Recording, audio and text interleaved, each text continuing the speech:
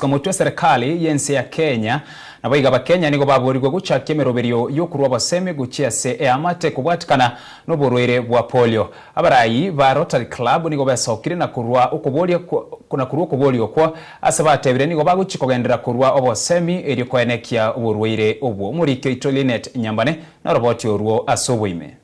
Okuborigwa kwa rurwe gochia ase chinse chia Afrika komanyia amate kubwatikana n'oburwaire bwa polio ogwa kwa gokoretwa n'oburwaire obwo nabo igo kwenekia oburwaire obu nkwera bore gokwana n'abariki bamang'ana amaya ime county ya Machakos ensemo ya Athi River chinga kichoko chengera ritko ria polio n'omuteneneri o ROTERY Club Leonard Ithao asatebire buna nonyo oburwaire bwa polio bwabeire bugutangwa ase kerenge kenene obuyamboreo ase amate komanyigwa eri kwenekia omo Kenya goso mu Africa onde taiyo ogochia konyora ogwa kwa kubwatikana n'oburwaire obu. We're here to walk for polio by celebrating the ability, the gift of being able to walk. Walking in terms of having a show of traditional dresses, different outfits. Why is it important? Because 35 years ago, ROTERY International decided to take the step to eradicate polio from the face of this earth. And since then, together with partners, we are 99.9% complete on that mission.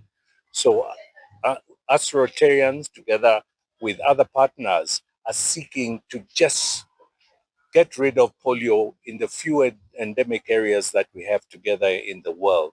We have reached more or less all the children of this world. Nigobono abobisa batebire buna amate nigebwenerete guchakia chikambeni chogosegeta gwetera ebimira byabo eri kwenekia oburwaire obu ngosira bore. To mark this week of World Polio Day, Rotary clubs from around the world are creating awareness for this wonderful cause. So the Rotary clubs in this region, which is the eastern region of Kenya, have come together to try and create awareness through a Fashion for Polio event. Why a Fashion for Polio? Because we are Africans and we want to tell the story of Africa through our lens. We want to showcase our different cultures because we are coming together to eradicate this disease. Polio is just the second disease in the world to be almost eradicated. We are this close and we want to ensure that we don't go backwards. We want to ensure that every child is vaccinated. Right now, I think globally it has never been more important than now for us to take ownership of who we are as Africans.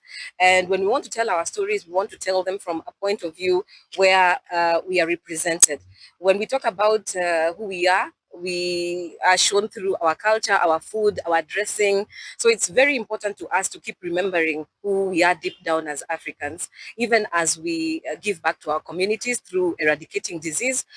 Polio is one of the many diseases that Rotary is involved in treating and preventing. Daniel Ngugi oyorwarete oburwaire obu nigo aereire nchera oburwaire obu bwaireire gutamwana abasani nabo igo komenya no borema. When I was 5-6 years old, I think I was just beginning my school journey in kindergarten. It was through an accident, but it gradually developed to other developmental disability. I'll say my history with polio has been a long journey, a lot of medical. So of course that led me to develop a lot of my disability. But I'm glad that we are having this conversation around polio and we are talking about it so that the society can know what to do to mitigate such conditions. Nigobono baruro kuburia guchia serikali enene gwetera ewizara yobochenu kobeka emeroberio emetingu eri kwenekia oburwaire obu ngosira bore. Goripoteria Ensoko TV erietariane Linet Nyambane.